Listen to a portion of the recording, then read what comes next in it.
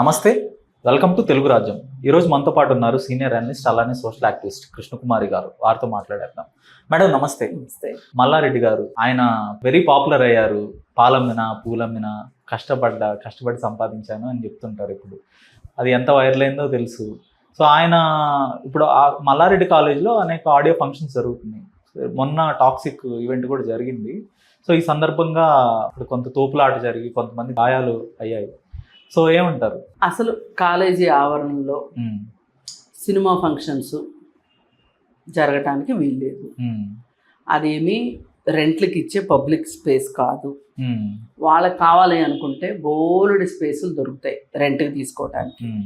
చేసుకుంటారు, హోటల్స్లో చేసుకుంటారు, గ్రౌండ్స్లో చేసుకుంటారు. కానీ ఒక కాలేజ్ గ్రౌండ్ని, ఆడిటోరియాన్ని మీరు ఇలా ఇవ్వటము అనేది మీ ధనదాహం ఎంతవరకు వెళ్ళింది అంటే అంత దాకా వెళ్ళింది. భూములు ఆక్రమించారని మీ మీద కేసులు ఉన్నాయి. నేను దాని జోలికి వెళ్ళను. విపరీతంగా డొనేషన్లు వసూలు చేస్తున్నారు. సరే, చట్టంలో ప్రొవిజన్ ఉంది కాబట్టి చేసుకుంటున్నారు.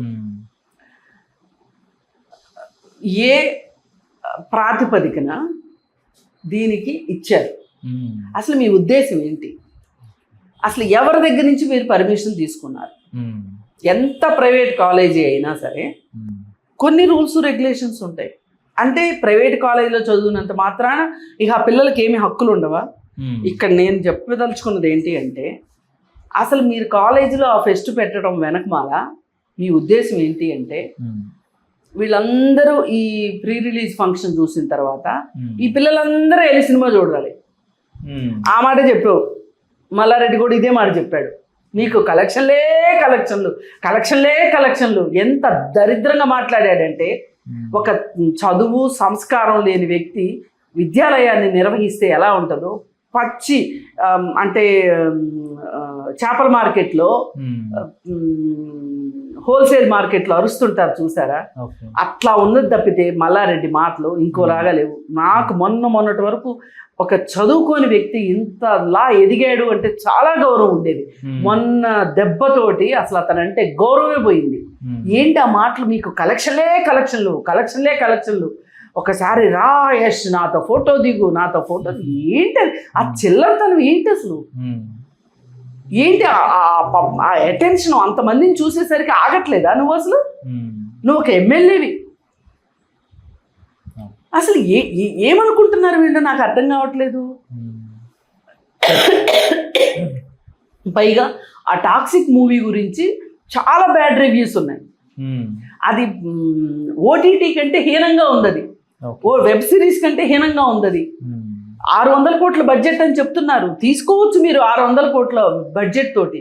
కానీ మీరు అక్కడ ఆ సినిమాలో చూపించిందంతా ఏంటి? అండర్ వరల్డ్, డాను, అసలు ఒక రకంగా అబ్సినిటీ ఉంది, సెక్షువాలిటీ ఉంది. ఏమేమి ఉండకూడదో ఒక సినిమాలో అవన్నీ ఉన్నాయి. ఏముండాలో ఒక్కటి కూడా లేదు దాంట్లో ఆ సినిమాని. సో అలాంటి ఒక సినిమాని ప్రమోట్ చేయటం తప్పు, కాలేజ్ వేదికగా ఖచ్చితంగా తప్పు. అసలు ఆ సినిమాకి సెన్సార్ ఇచ్చినోడిని అనుకోవాలి. ఒకప్పుడు అర్జున్ రెడ్డి సినిమా వస్తేనే అమ్మో అనుకున్నాం, అది అయిపోయింది. తర్వాత ఇంకో సినిమా వచ్చింది, యానిమల్ అనే సినిమా వచ్చింది, వంగ సందీప్ రెడ్డి. ఆ సినిమానే దారుణం అనుకుంటే ఇప్పుడు ఈ సినిమా టాక్సిక్ అంతకు మించింది ఆ సినిమా. అసలు ఏంటి దానిలో ఉన్న విలువలు ఏంటి? ఒక రిఫార్మ్స్ గురించి చెప్తుందా ఆ సినిమా? లేకపోతే ఒక కాలేజీలో సినిమా ఎట్లన్నా ఉండేవండి, వాళ్ళు సినిమా తీసుకున్నారు, వాళ్ళకి సెన్సార్ వచ్చింది, వాళ్ళ చావు వాళ్ళు చేస్తారు. ఇక్కడ చర్చ ఇది ఈ సినిమా ఫంక్షన్ నిర్వహించడంలో వీళ్ళ చొరవ ఏంటి అన్నదే పాయింట్. నా ముఖ్య ఉద్దేశం, పోనీ ఇదేమన్నా మాదక ద్రవ్యాలకి నిరోధానికి తీసిన ఒక సినిమా అయితే ఆ సినిమా ఫంక్షన్ ఇక్కడ జరిగితే దానికి ఒక అర్థం ఉంది. లేదు, ఇప్పుడు ర్యాగింగ్కి సంబంధించి ఏదైనా ఒక సినిమా తీశారనుకోండి, ఆ సినిమా అక్కడ రిలీజ్ అయినా ప్రీ రిలీజ్ ఫంక్షన్ పెట్టినా ఒక అర్థం ఉంది. లేదు, పిల్లలకి ఇప్పుడు 18 yearsకి ఓటు హక్కు వచ్చేసింది ఇప్పుడు. అయితే అక్కడ 21 years 22 years వరకు చదువుకుంటారు.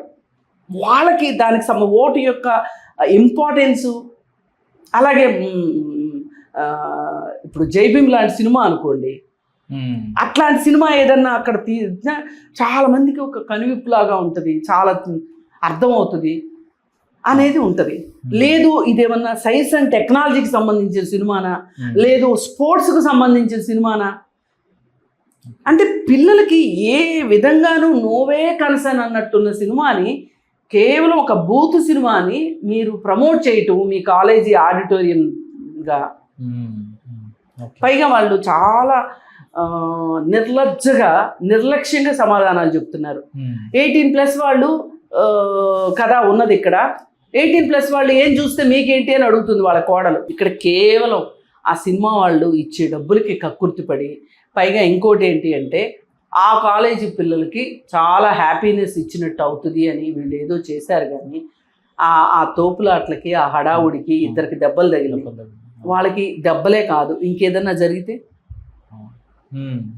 అసలు KGF సినిమా ఏం చెప్పిందండి సొసైటీకి? టాక్సిక్ కూడా ఏం చెప్తుంది?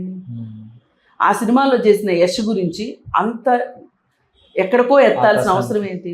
ఒక విద్యా సంస్థ నడుపుతున్న వ్యక్తి అసలు మీ విలువలు ఏంటి చెప్పండి.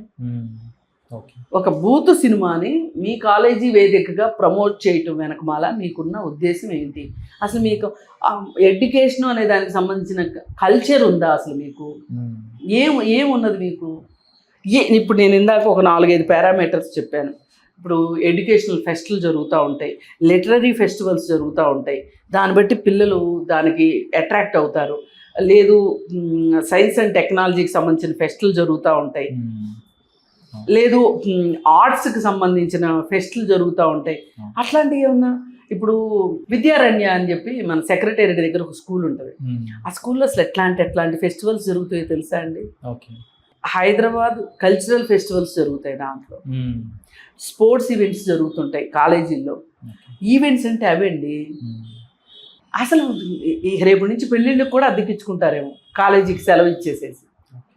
ఈ దురదృష్టం మన దేశంలోనే జరుగుతుంది. ఆంధ్రప్రదేశ్లో మొన్న మోడీ వస్తున్నాడని చెప్పి భోగాపురం ఎయిర్పోర్ట్ సందర్భంగా గవర్నమెంట్ స్కూల్స్కి బస్సులు ఉండవు కాబట్టి గవర్నమెంట్ స్కూల్స్ యథావిధిగా నడిచినాయి. ప్రైవేట్ స్కూళ్ళు అన్నిటికీ సెలవులు ఇచ్చేసి ఆ స్కూల్ బస్సులన్నీ తీసుకొని ఆ స్కూల్ బస్సుల్లో విద్యార్థుల్ని ఓ పక్కన మళ్ళీ కొంతమంది మామూలు జనరల్ పీపుల్ని వాళ్ళందరినీ ఆ మీటింగ్కి తీసుకొచ్చారు. ఆ నృత్యం చేసిన వాళ్ళే 13,000 మంది అంటారు. నృత్యం చేసింది వేరు. ఇప్పుడు అక్కడ నృత్యం గురించి కాదు ఇక్కడ పాయింట్. అసలు నన్ను అడిగితే అది ఒక ప్రైవేట్ వాడు కట్టుకున్న ఎయిర్పోర్టు. మీకు అంత దేనికి వెళ్ళి రిబ్బన్ కట్ చేసి రాక అంత హడావుడు అవసరమా మీకు? అసలు ఏ ఉద్దేశంతో మీరు పిల్లల స్కూళ్ళకి సెలవులు ఇచ్చారు? ఆ బస్సులను ఎందుకు వాడారు మీరు? దీనికి సమాధానం చెప్పాలి కదండి. అడిగేవాడేది ఇలా నడుస్తుంది. అదేమంటే వీళ్ళందరూ వెనకమాల ఒక అభయహస్తం ఉంది, మోడీ అనే అభయహస్తం ఉంది. ఇప్పుడు వాళ్ళ కోడలు కూడా బీజేపీలో చేరబోతుందంట. అందుకని వాళ్ళకి భయం భక్తి లేదు, ఆపు లేదు. అందుకని ఇట్లాంటివి విద్యా సంస్థల్లో పెట్టడానికి వీల్లేదు. ఇంత కాసులు కక్కుర్తి అక్కర్లేదు. నువ్వు పూలు అమ్ముకుంటావో, పళ్ళు అమ్ముకుంటావో, లేకపోతే ఏం చేస్తుంది కానీ పిల్లల జీవితాలను మట్టుకు అమ్ముకునే హక్కు నీకు లేదు. ధన్యవాదాలు. హలో, తెలుగు రాజ్యం ఛానల్ చూస్తున్నారా? సామాజిక రాజకీయ జీవన చిత్రణే తెలుగు రాజ్యం. అతిశయోక్తులు అసత్యాలు ఉండవు. రాజకీయ కోణం కాదు, ప్రజా కోణమే కొలబద్ద. తెలుగు రాజ్యం వీక్షణ మీ ఉత్తమ అభిరుచికి నిదర్శనం.